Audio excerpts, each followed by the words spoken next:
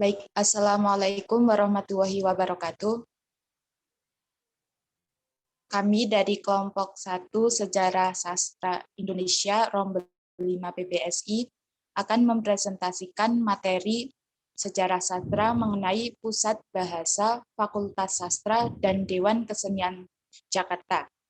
Adapun anggota kelompoknya, yang pertama ada Rahma Ainul Rizky, kedua ada Khofifah Nurlaili, tiga ada Trifarhana, keempat Bintang Megarani Salsabila, kelima Firna Harsono, keenam Yuli Susanti, ketujuh Zulfa Rahayu, dan kedelapan Nisa Nidia Hasna Kamila. Untuk materi pertama mengenai pusat bahasa akan dibawakan oleh Rahma dan juga Lintang. Untuk saudara Rahma, dipersilakan. Baik, terima kasih. Di sini saya akan menjelaskan mengenai pusat bahasa. Pusat bahasa adalah pelaksana tugas di bidang penelitian dan pengembangan bahasa yang berada di bawah Menteri Pendidikan Nasional. Kantor Pusat Bahasa beralamat di Jalan Daksinapati Barat, nomor 5, Rawamangun, Jakarta Timur, bertetanggaan dengan kampus Universitas Negeri Jakarta yang dahulu bernama IKIP Negeri Jakarta. Untuk riwayat ringkas Pusat Bahasa, yaitu pada tahun 1947, Fakultas Sastra dan Filsafat Universitas Indonesia membentuk lembaga kegiatan ilmiah kebahasaan dan kebudayaan yang bernama Institut for Taal and Kultur on the Job. Lembaga ini memiliki 3 bagian, yaitu yang pertama, bagian ilmu kebudayaan yang dipimpin oleh Profesor Dr. G.J. Health. Yang kedua yaitu bagian ilmu bahasa dan kesusastraan yang dipimpin oleh Profesor Dr. C. Hoikas. Dan yang ketiga yaitu bagian leksikografi yang dipimpin oleh WJS Wewadaminta. Tugasnya yaitu meneliti dan menyalin naskah lontar dari Yayasan Kirtia Levring van der Tuk, Museum Sono Budoyo, dan Yayasan Mates di Makassar. Untuk slide yang selanjutnya.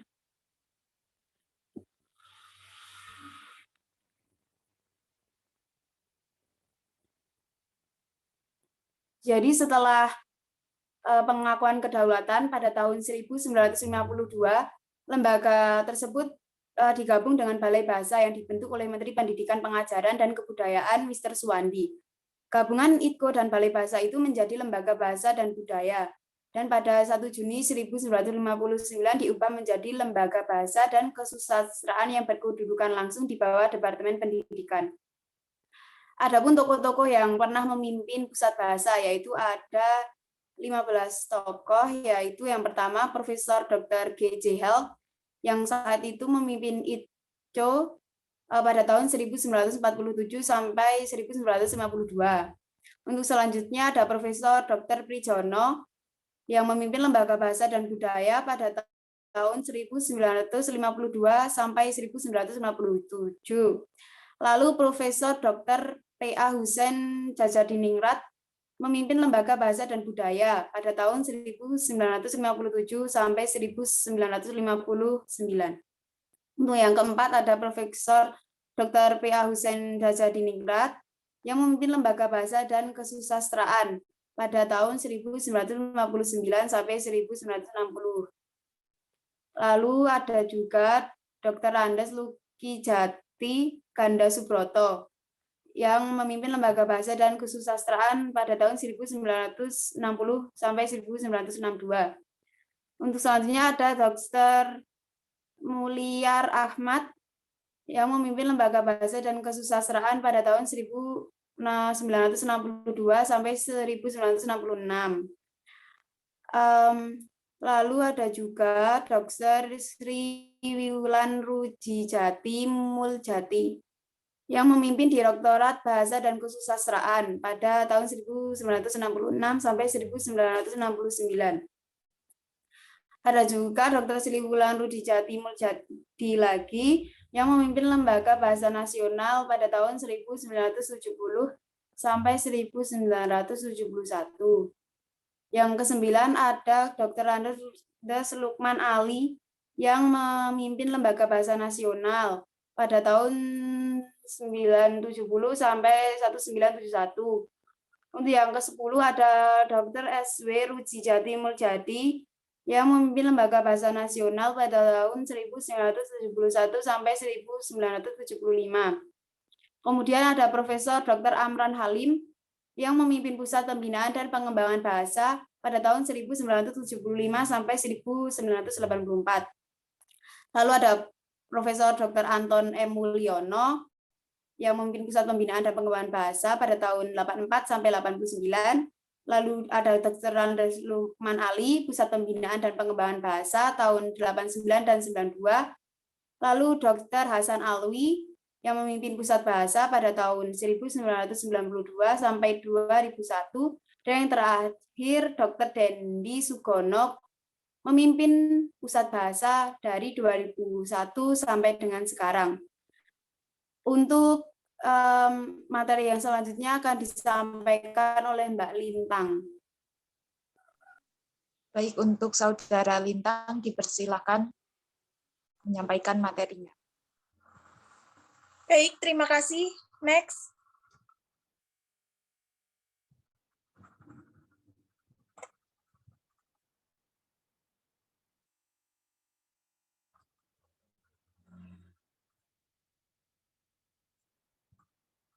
Jadi kegiatan ini berlanjut pada tahun 1957 hingga 2000 dan atas nama Pusat Bahasa pada tahun 2000 sampai sekarang. Pada tahun 1970 hingga 1999 menghasilkan yang pertama ada 472 topik penelitian kebahasaan, kemudian yang kedua ada 182 topik penelitian kesastraan, yang ketiga 1647 topik penelitian bahasa daerah yang meliputi 241 bahasa daerah di Indonesia.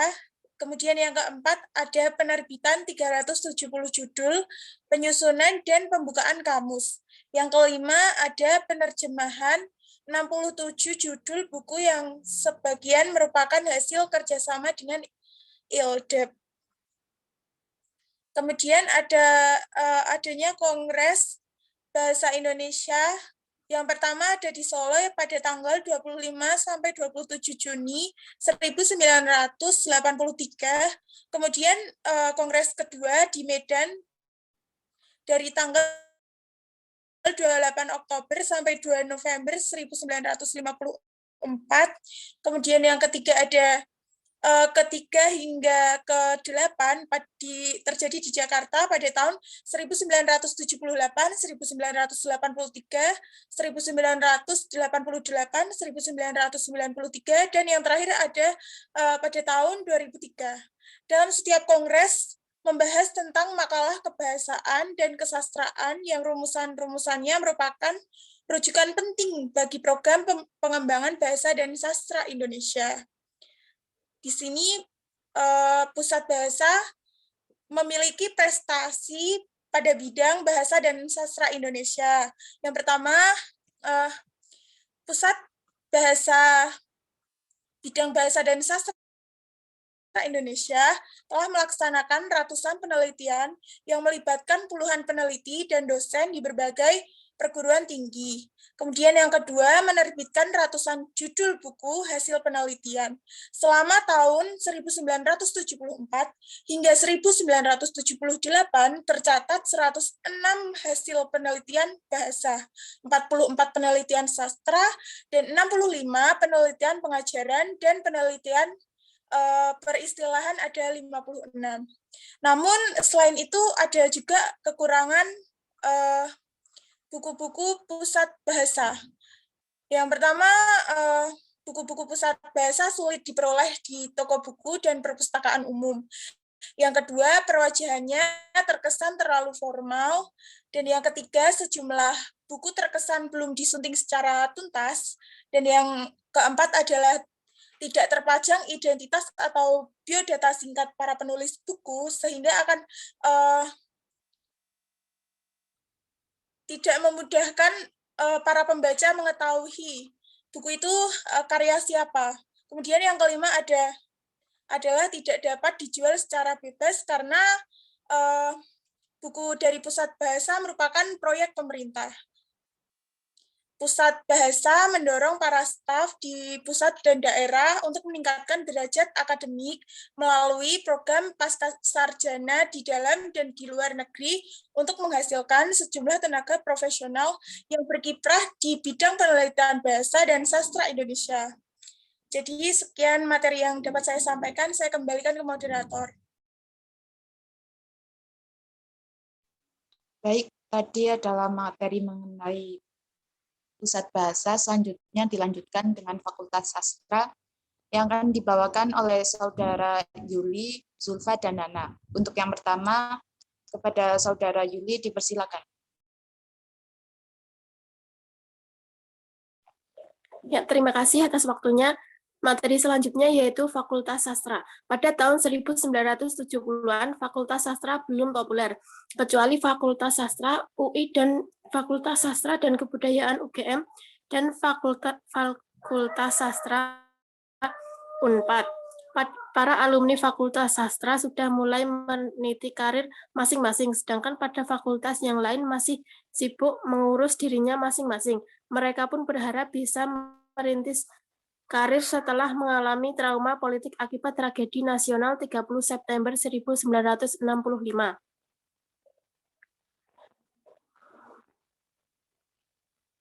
Pada tahun 1970-an, jurusan sastra Indonesia masih serba terbatas, antara lain fakultas, gedung, perpustakaan, tenaga pengajar, dan minat mahasiswa. Kalaupun secara resmi program akademik Fakultas Sastra dipayungi oleh Fakultas Sastra Senior seperti UI dan UGM. Pertumbuhan dan perkembangan Fakultas Sastra, khususnya jurusan sastra, menjadi tanggung jawab masing-masing sesuai dengan kondisi internal dan eksternal setempat. Kondisi internalnya adalah keterbatasan fasilitas dan staf pengajarnya, sedangkan faktor eksternalnya adalah ketimpangan konsep dasar pembangunan Orde Baru yang cenderung memandang masalah kebudayaan atau humaniora sekadar pelengkap kehidupan. Sekian dari saya kembalikan ke moderator.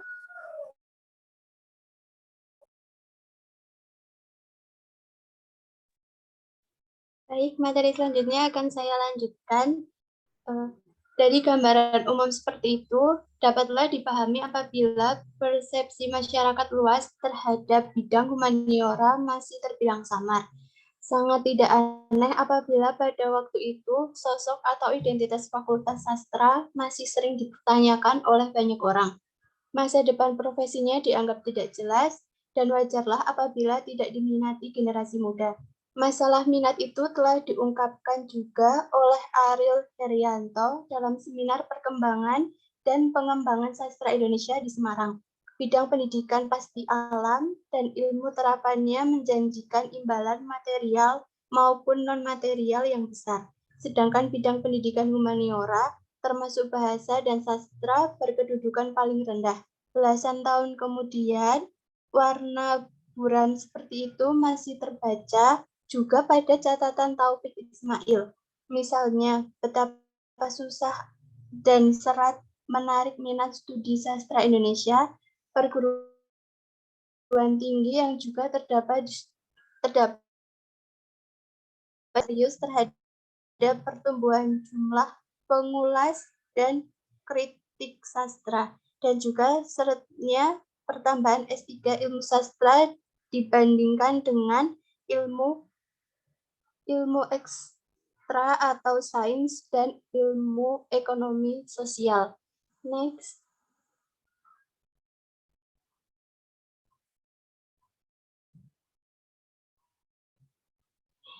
Pengamatan selayang pandang pun dapat mencatat bahwa perkembangan sejumlah fakultas sastra hingga tahun 1980-an belum menyentuh esensi yang mendasar, yaitu peningkatan fakultas sumber daya manusia atau SDM yang sebenarnya merupakan modal penting dalam pembangunan sektor kebudayaan.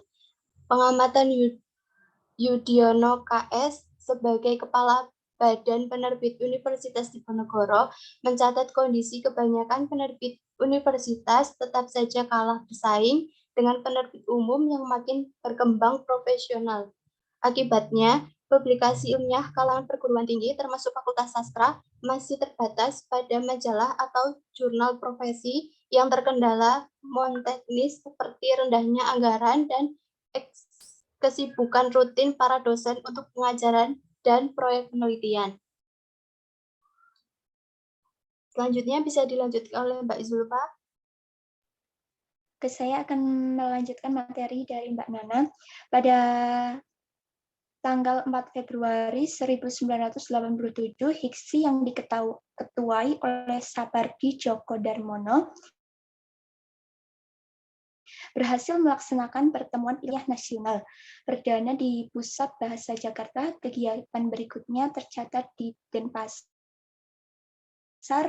pada tanggal 17-19 Juli 1989. Di Bandung pada tanggal 14-16 Juli 1990. Di Malang pada tanggal 26-28 November 1990. Di Bogor pada tanggal 15-17 Desember 1992. Di Yogyakarta pada tanggal 13-16 Desember 1993. Di Padang pada tanggal 12-14 Desember 1997. Dan di Solo pada tanggal 2-3 Oktober tahun 2000. Ratusan makalah ilmiah dari sekian Pilnas itu jelas merupakan hasanah pemikiran dan gagasan yang penting dalam dinamika ilmu sastra Indonesia. Next.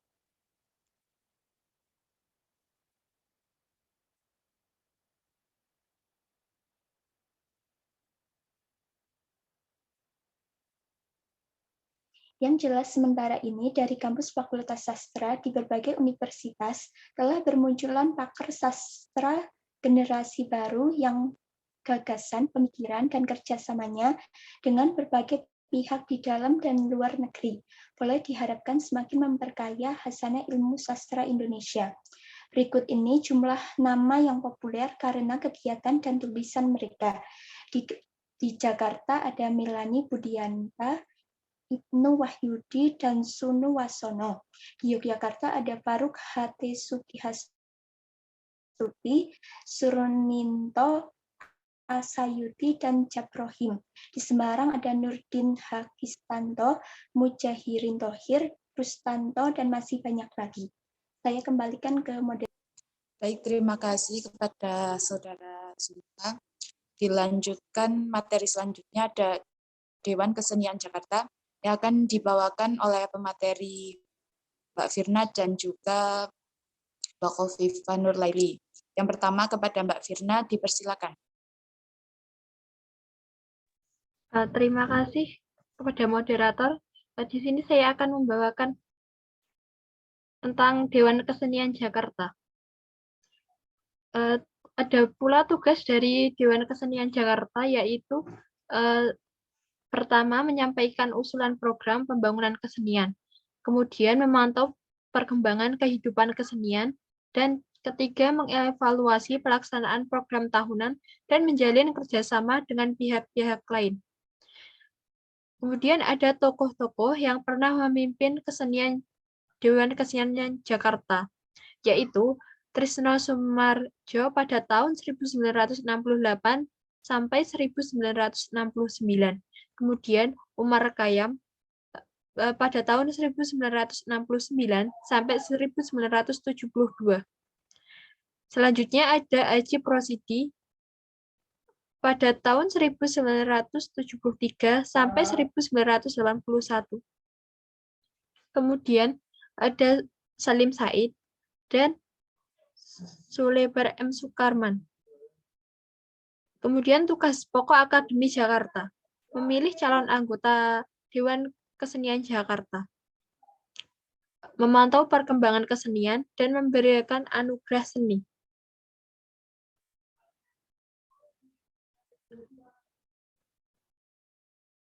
Saya kembalikan kepada moderator untuk slide selanjutnya.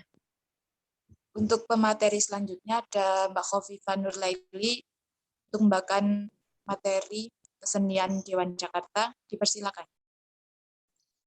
Baik, terima kasih atas waktunya. Di sini ada beberapa kegiatan sastra yang tercatat pada awal berdirinya TIM. 1. Pertemuan sastrawan pada tahun 1972 sampai 1974. 2. Diskusi kritik sastra tahun 1974. Nomor 3. Festival Desember 1975. 4. Penyair muda di depan forum 1976. 5. Lomba baca puisi DKJ 1980. 6. Tema kritikus sastrawan 1984. 7. Pembacaan puisi dan pementasan teater. Peranan DKJ semakin penting pada awal tahun 1980-an sebagai model pembentukan Dewan Kesenian di sejumlah provinsi setelah terjalin kontak dan pendekatan melalui musyawarah Dewan Kesenian se-Indonesia di Malang dan Makassar. Dewan Kesenian adalah mitra kerja pemerintah dengan tugas pokok mendorong dinamika dan perkembangan kesenian setempat yang relevan dan berjalan dengan program pembangunan nasional dan daerah di bidang kebudayaan. Terima kasih, saya kembalikan ke moderator. Baik, terima kasih kepada pemateri yang telah menyampaikan materinya mengenai Pusat Bahasa, Fakultas Sastra, dan Dewan Kesenian Jakarta. Tadi merupakan presentasi dari kami. Jika ada salah dan kurang kami mohon maaf. Saya atas perhatiannya saya ucapkan terima kasih. Wassalamualaikum warahmatullahi wabarakatuh.